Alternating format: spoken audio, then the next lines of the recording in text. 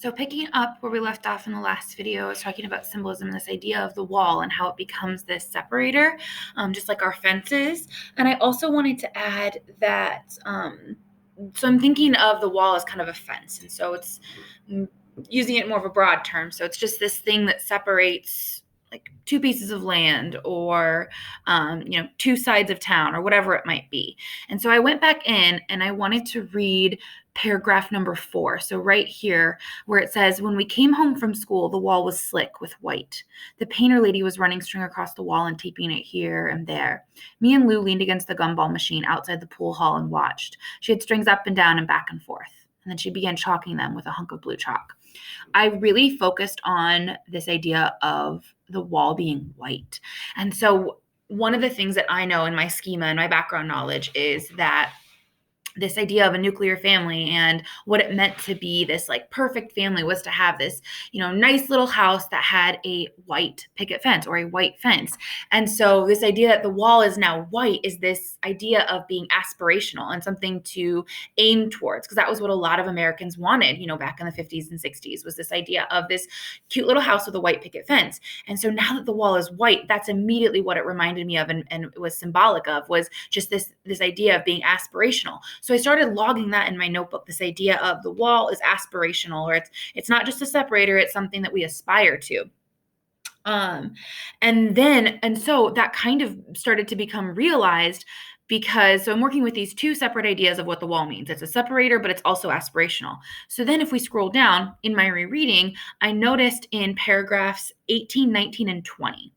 So I'm not going to reread all of those for you right now, but basically from right here where it says later that night, all the way even down into paragraph 21, it is the painter lady, right, who never gets a name. That's a whole other topic, but this painter lady is basically asking for different kinds of food than what they serve at this restaurant. So she's even more of an outsider. So she's even separating herself more. And then the kids, the narrator and Lou, are even separating her more as well from this idea that she is an other, right? She's not like them. She doesn't even eat like them. And then in paragraph 19, it says, I don't care who your spiritual leader is, Mama said in that way of hers. If you eat in the community, sister, you gonna eat pig by and by, one way or the other.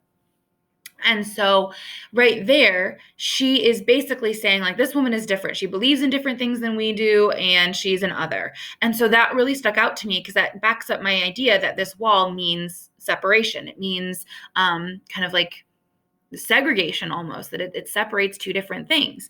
And so I continue to read, but I still have that idea of this white picket fence aspirational wall in my mind.